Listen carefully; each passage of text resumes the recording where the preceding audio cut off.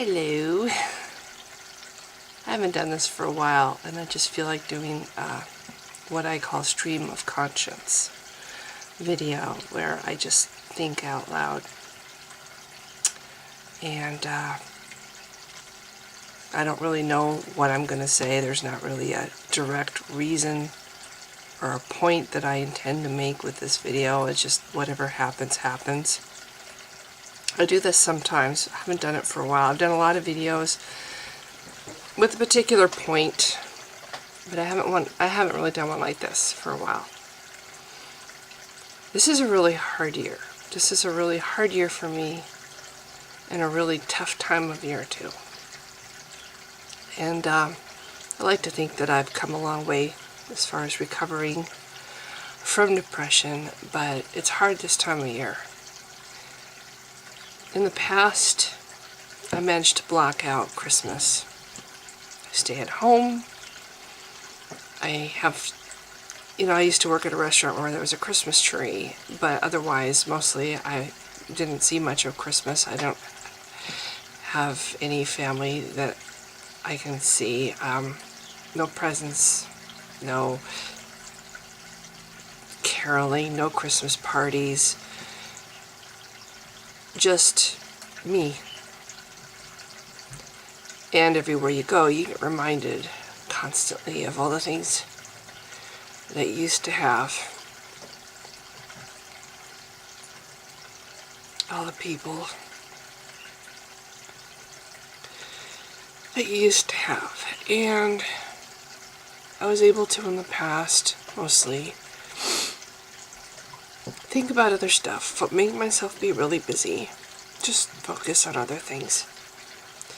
Focus on the positives. Focus on what I have, not what I don't have. Focus on the things that I can control, not the things that I can't control.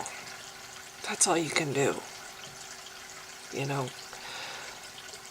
crying about it, being sad about it, feeling self-pity doesn't accomplish anything.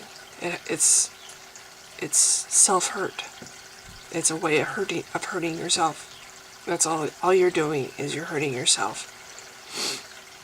When you let yourself think about things that you can't change, think about things that you have no control over. Think about all the things that could be that aren't, that you can't make, that you can't control. That's self-hurt. That's hurting yourself. That's self-abuse. And every time the holidays come, I'm trying really hard to not do that to myself. I'm trying really hard to not let myself hurt myself. Well, this year's a little bit different.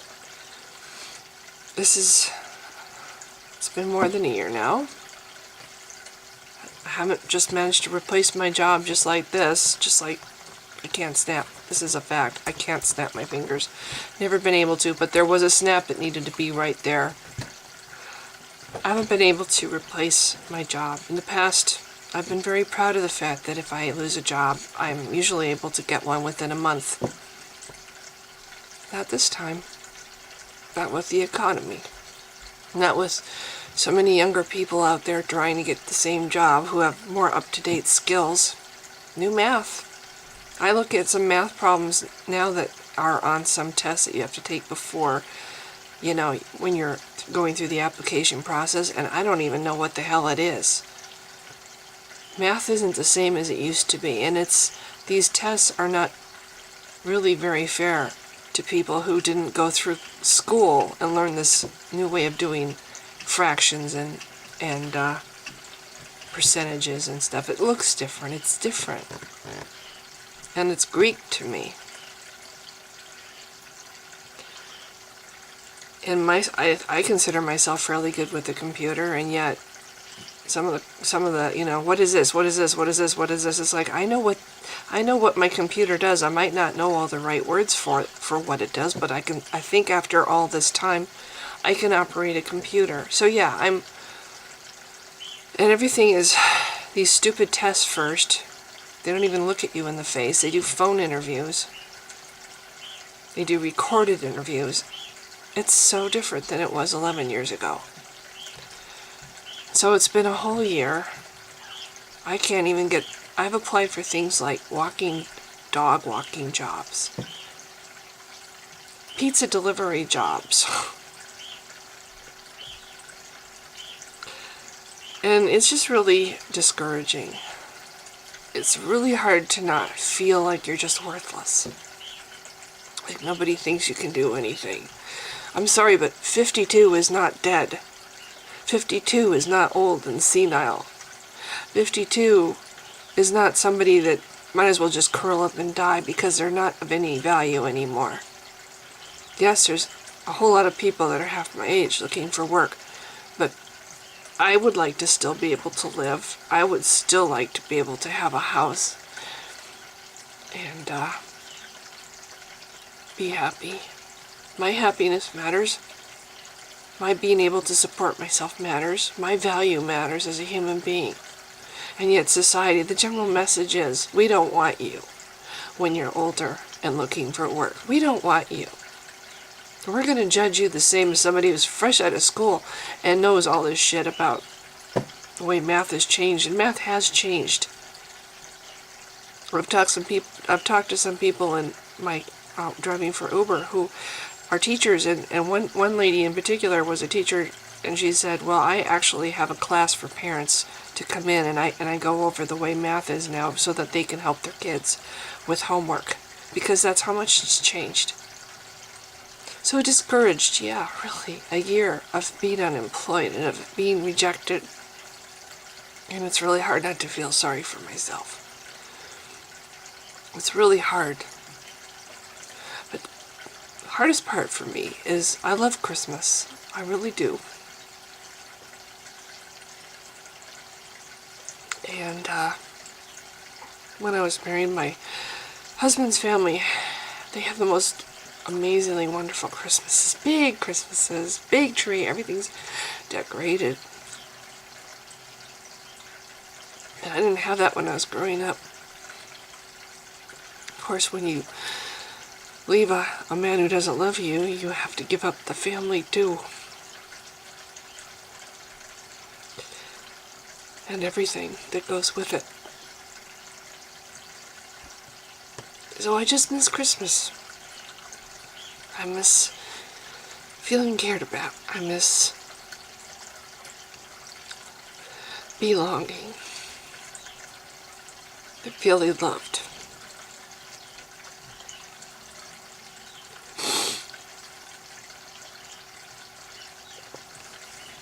Anyway, so driving for Uber this time of year, I have people in my car all dressed up, coming or going from, either going to or coming from Christmas parties. That's where all the money is right now. Doing really good on the fares. That's helping. Not enough, of course, but it's helping. I have a cat who's got pneumonia. I got him a little sweater yesterday. That's my oldest. He's 16. He's got a little sweater. I went to the bank today to see if I could get money from my retirement account so I could take him to the vet. They don't have, that part of the bank isn't open till Monday, so I have to give him a lot of TLC until Monday, and then you have to wait a couple more days after that for the money to be transferred. And this is even more money coming out of what's left of my retirement, which keeps going down. But, you know, Shadows is special to me, and he's worth it. So, I have these happy people getting in my car, dressed to the nines, going to a Christmas party, or coming from one, or filling my trunk up with stuff that they bought at the store for presents for people. Christmas paper and bows.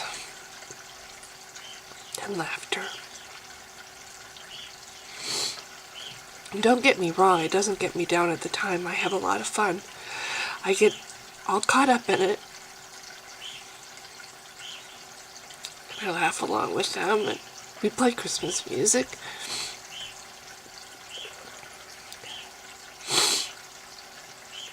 And then they get out of the car.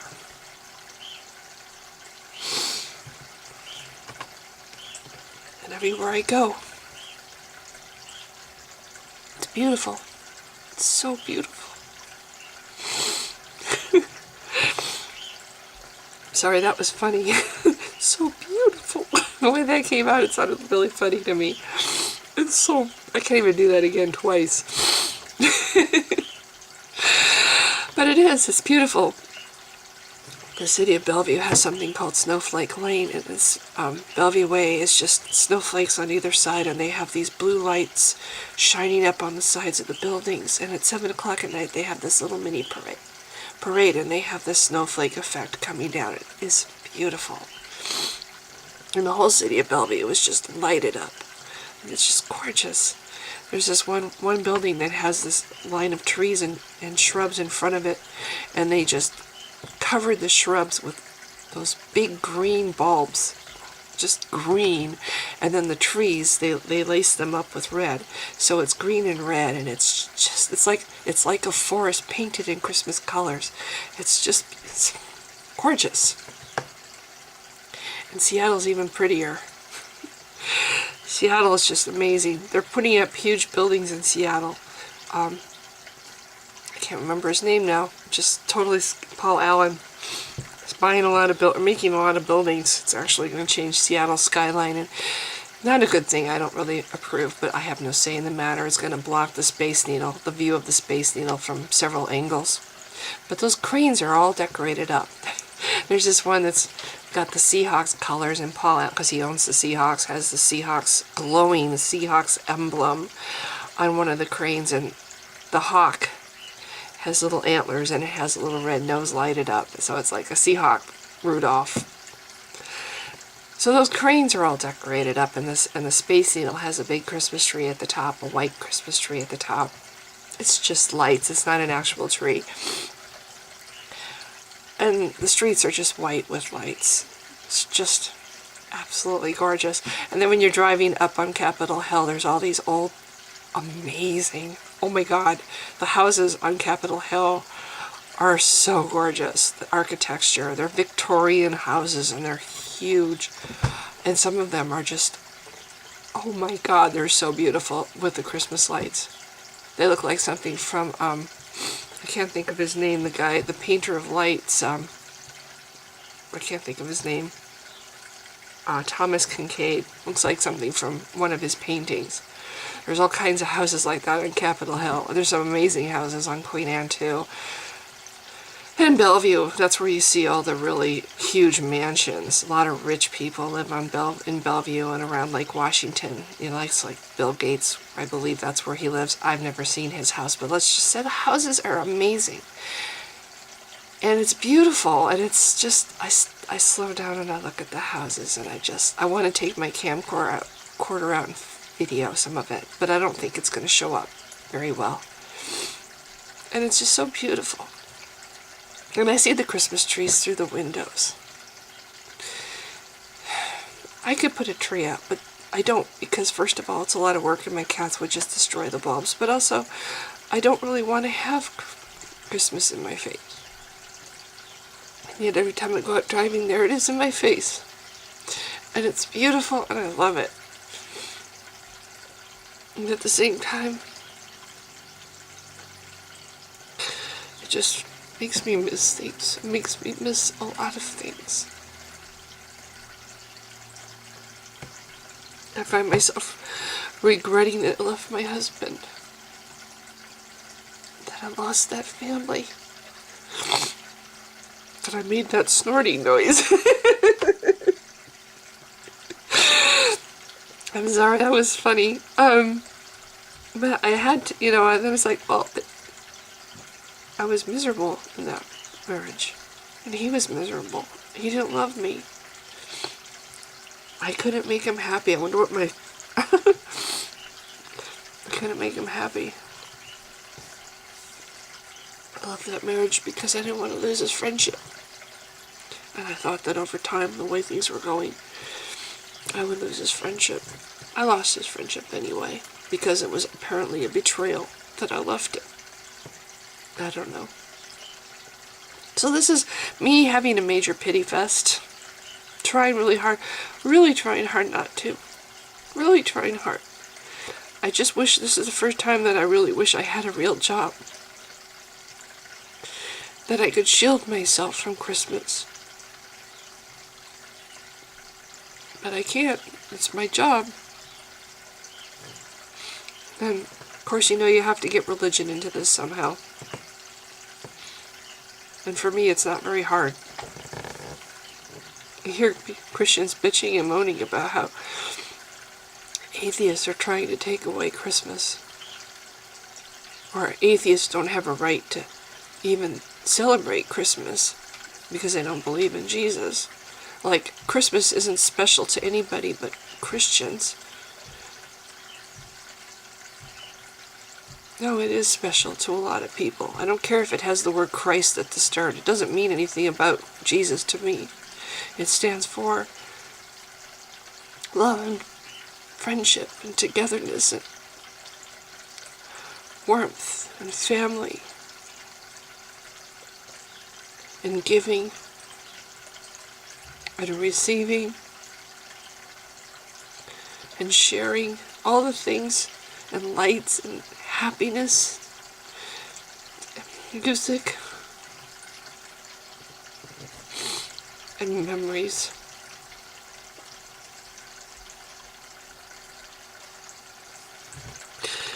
I don't make any new memories. I don't have any Christmas memories. Yeah, Christmas matters to me. And yes, I miss it. And I have a right to have it matter to me. It isn't just for Christians. And it isn't important just to Christians. What they call secular Christmas. The reason for the season is not your myth. It's not Jesus. It's not about this guy who supposedly sacrificed himself only to reappear 3 days later and live forever in eternal paradise. It's not about that. It's not about the birth of yet another Savior God. It's about the really important things. And the hardest part about Christmas, there's so many people like me, or so much worse. We're coming up to it. It's only a couple weeks away. It's the middle of December. And it's cold out. And when I drive down 4th Avenue in Seattle by the Macy's kind of ironic because it has this amazing, on the corner of Macy's, there's this huge window of this little village all lighted up. And it's a Victorian village, it's a Christmas display. And it's got little electric trains that go around. It's just this little utopia. It's a little glimpse of utopia if you look through that window. And what's lined up beneath it and all the way down the sidewalk? People who are homeless in sleeping bags or under blankets or just huddled together. I don't know, 15, 20 people at least, just on that street. What are they thinking right now? Going to sleep under the lights, under the beautiful, colorful Christmas lights of Seattle. Happy, festive Christmas lights. Wake up to the sound of laughter and people walking by loaded up with stuff. Thinking about who they're going to shop for. What is it like to be them? At least I have a home. At least I have a way to support myself. That's what I need to think about. I need to think about there's people so much worse off than me who have nothing. And they have it even more in their face. They don't even have, they're not just missing Christmas, they're missing their home. They're missing the luxury of having a sofa to lay on, the luxury of being able to go to a fridge whenever they want something to eat. The luxury of having a phone. All these things that we take for granted. I have these things. All I'm missing is a happy little feeling that I don't get to have anymore. And feeling discouraged about not having a job or not being able to get a job. It's really tough for people. This is a tough time of year for people. And people with depression, it's a really tough time of year. So if anybody's watching this who's dealing with bad stuff, who's dealing with feeling like, the usual, damn it, we're going through the holidays, hardest time of the year, how do I get through it stuff? You're not alone, and I don't want to say, I don't want to trivialize anything. I think everybody's loss, everybody's hurt matters and is justified. Just because somebody else hurts more or somebody else has lost more doesn't mean that you're not justified to feel bad about losing and hurting. It's not good to hurt. It's not good to lose. It shouldn't happen, but it does. It's amazing how close we all are to losing everything. It's amazing. Those of us in the middle class, especially if you're older, all it takes is an employer to change, to get taken over by another employer and start firing all the older people or whatever. Maybe they just want to get rid of the old staff and bring in the new so they can pay them less whether or not you're old. And suddenly you're trying to find a job. So temporary. Everything is so temporary. You think everything's okay, and then suddenly it's not. And you're struggling every day just to not be one of those people laying on the sidewalk. So hold on to what you have. And be grateful. And don't ever take it for granted. The people who are hurting, just know you're not alone. You're one of a whole lot of others. You're becoming a great big huge community of people who have lost and who are hurting and feel rejected and unwanted. You are not. Just know that you are not any of those things. You're not rejected. You're not unwanted, and you don't ever feel like you have no value. The society is sick, and if it makes people feel that way, it's not their fault, it's the society's fault. This has gotten to be too long, and I need to end it because I don't feel like I'm going to ever figure out a way to stop it. I just want people to know that they're not alone and that tough it up, try really hard. See what you have. Find happiness in the little things, like a sunny day. Like the fact that my little sick kitty has a sweater and he's going to get lots of hugs today. And maybe he'll be okay. Just whatever you can find to make you smile. And try not to let it get to you. I always feel like, okay, so times are kind of tough right now, but when the times come again, and maybe they will, who's to say? Who's to say that there won't be good times again if you hang on? If you hang on, who's to say that next year, the year after? And then when those times come again, you can look back and it's going to make those times, you're going to appreciate them so much more for all these years or all this time that you went without. It's going to make you appreciate what you have in the future when those good times come so much more. And I know I look ugly in this video because I always look ugly when I cry or when I feel sad and depressed, so I'm sorry about that. At least the camera, I don't think it's broken. So I'm going to end it with a smile. If you've been watching, thank you. Bye. Oh, and Merry Christmas. I wanted to end this with a little video of my little guy, Shadow. He's 16, and that's him with his little sweater. And I also wanted to say Happy Solstice, because ending it with Merry Christmas seemed kind of wrong. Happy Solstice. Yeah, he's the sweetest little guy. When he isn't sick like this, he's usually, he's the one that runs around. He's just a little ball of energy. He's never acted old. So anyway, we're hoping we can pull him through this. Yeah, He's just got, I think he's got bronchitis or pneumonia or something. He's got a really bad wheeze when he breathes. So that's all. Again, thank you for watching. I am absolutely convinced that the main source of hatred in the world is religion. And I think it should be religion treated with ridicule and hatred and contempt.